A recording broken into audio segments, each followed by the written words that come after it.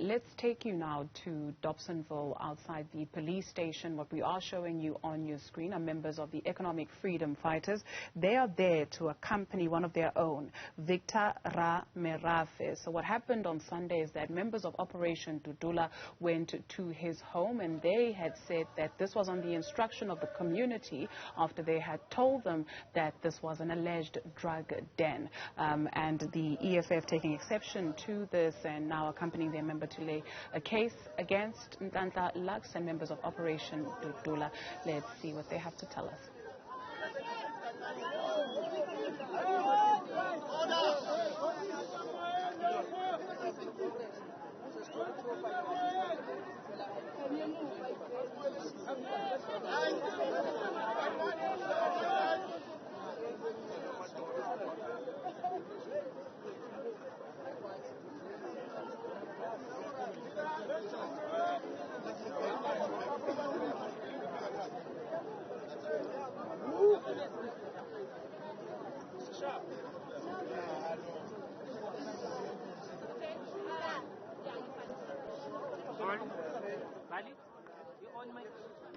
So that's the Dobsonville police station members of the EFF about to give an address as they sort out their administration issues. We'll definitely tell you what it is that they have had to say. Mbali Tetani is there for us. We understand those issues have been sorted out. So let's take a look, listen. Who's going first?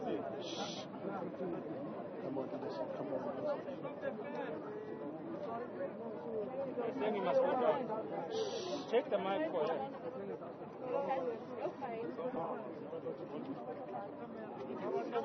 Are we fine? Who's going first? Are you going first? You're fine. Are you fine, my man? Quickly. Kupuli mic, very kupuli mic. Sharp. Sharp. Yeah, let's go. Okay, so now you have come here, you have come to show your support and help your former branch secretary open a case against Nhlanhla Lux. Yeah, absolutely. So we have come here today to accompany Ntate Victor to open a case against the corrupt, the criminal, thuggish toy soldier who goes by the name of Nhlanhla Lux, who raided the home of a 59-year-old man under the pretense that he was looking for drugs. And this home invasion was done in the presence of the police because there seems to be an element of sponsoring of Nhlanhla Lux by white elements in South Africa that seek to promote black-on-black violence. So what they have done here today has nothing to do with drugs, has nothing to do with illegal immigrants, but it was an invitation to the Economic Freedom Fighters to the table of black-on-black violence, and we have not accepted that invitation. And we must place it into context because the visit to Ntate Victor's house was to go and intimidate the former branch secretary, who is not him. They were looking for a young man called Thuso, who has been leading electricity struggles in Soweto and Dobsonville. And when they wanted to gain access to Dobsonville, Ward 48 in particular, Thuso declined them that access because they wanted to address a community meeting which was convened by the EFF. He declined them that invitation, and then he addressed that community meeting directly to categorize this Dudula movement as a promotion of black-on-black violence by elements in Stellenbosch, by people who want to distract the EFF from its program of economic freedom.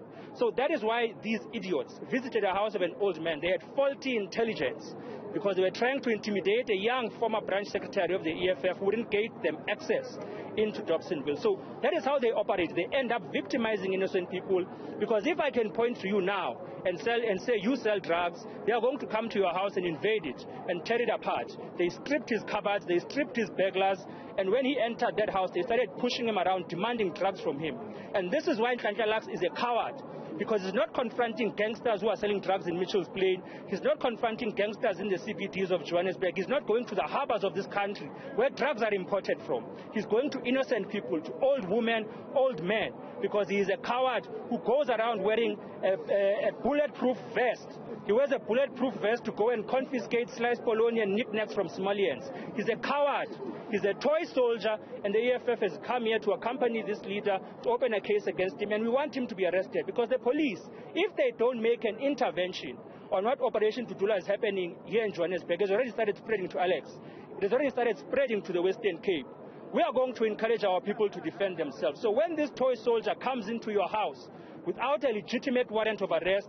He comes into your home, he breaks down your door, he searches your cupboards without any mandate from the law. Our people must defend themselves, and they must make him meet his maker. So we are not promoting black violence. We are not going to fight with non-entities in this country who want to distract the EFF from its program of action. But our people must stand up. Any time of point in time, Nhlanhla Lux or any of his thugs comes to your residence and wants to enter by force to search you, you must beat him up. You must beat him up, and you must make sure that he never goes anywhere again. But now one cannot ignore the allegations that this community is putting on the doorstep of your former branch secretary, saying that he indeed sells drugs to the community. And one would say that it is those people who live in that community. So surely they would know what really happens when they are alleging that he does sell drugs. It's not true. So perhaps I missed to make that categorical point. You see, the people who are standing across us here are not from Dobsonville.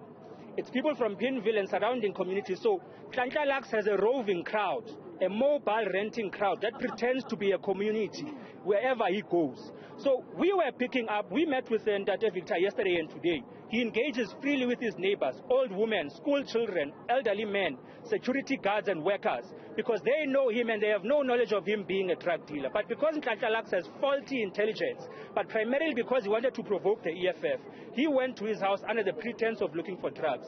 It was not the community of Dobsonville that is accusing Dr. Victor of procuring and selling drugs. It is the mobile rented crowd, which is paid for by money from Rob Hessoff, which is paid for by money from Jan Rupert to distract the EFF. So Johannesburg is the center of the economy of South Africa. So if you can disrupt the EFF, which stands for Fighting for the Economy in Johannesburg, you have disrupted them from their fundamental program. And that is what he's trying to do. He's provoking us by attacking our member, thinking we are going to go out and beat up his people. We won't do that, but they must dare come to our households. They'll know us for who we are. Are you not concerned as the EFF? Because at face value, it seems as if you are protecting somebody who sells drugs in this community? It's baseless. That's what I've said to you now. It's not based on objective reality. If you can go to the house of this 59-year-old man who is fragile, frail, and poor, you will be able to realize that no one who sells drugs will cook food with a primer stove. No one who sells drugs will be unable to afford paraffin. No one who sells drugs will live in a situation where he doesn't have proper running water, he's unemployed, he's dependent on piece jobs to fit glasses of people and windows of people in society. A person who sells drugs, you know, a house of a person who sells drugs, if you are from the township historically, it has tunes, it has a cloud over it. No one just passes by there. It is surrounded by elements where you can see, I can't just walk by this house. But this old man is interacted with local community members. His neighbors were shocked as to what is going on. His direct neighbors, whose kids interact with him every morning, whom he speaks to before they go to school, could not understand why someone was being raided like this and being victimized like this. A former liberation movement fighter who came to his home and found idiots and thugs singing struggle songs outside of his house without any evidence that he sells drugs. That is what we're dealing with. And I think we must be able to protect him because he's just opened a case now. So any interaction with him must be done on his own terms, in his own space where he's comfortable. So let's be able to give him the space to also, because he's traumatized. This happened on Sunday, and it's something that has touched his heart because he sees himself as an elder in the community. He views himself as someone who looks after the children in the community and, of course, champions the rights of people, electricity issues, particularly in Dobsonville.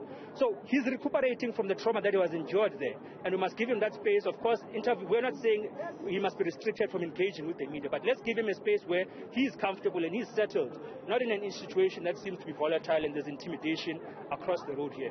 Can we just hear as well from Ndate Victor? I know that you're saying that he's a bit moved by what has happened. Can we just hear how he feels about what occurred on Sunday at his home?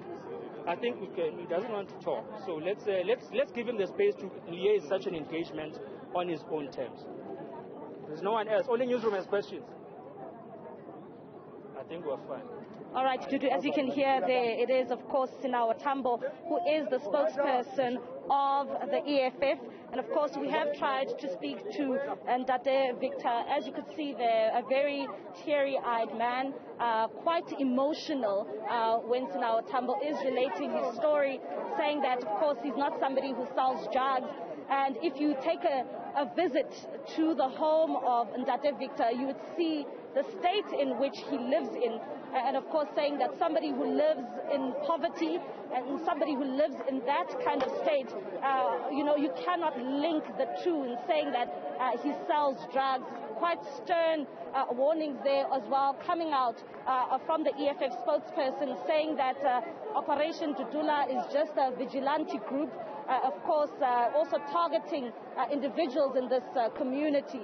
At the same time saying that they are not really fighting the real issues where the heart of drugs are being sold in this country. You'd know that we do have a very big problem when it comes to drugs, saying that they are not going to the likes of Mitchell's Plain, going to the likes of a number of townships in Cape Town to go and tackle the issues of drugs. But of course, we have been told by Operation Dudula that Nhlanhla Lux, who charges have been laid against him here at Dobsonville Police Station, will be making his way here this afternoon. So we will try and get, just their version when it comes to issues around why indeed they went to the home of Victor Ramerafe, who the EFF is saying that he is indeed an old man, and at the same time saying that they were looking for somebody else who is somebody who is younger, Thuso, who is the former branch general secretary of Dobsonville.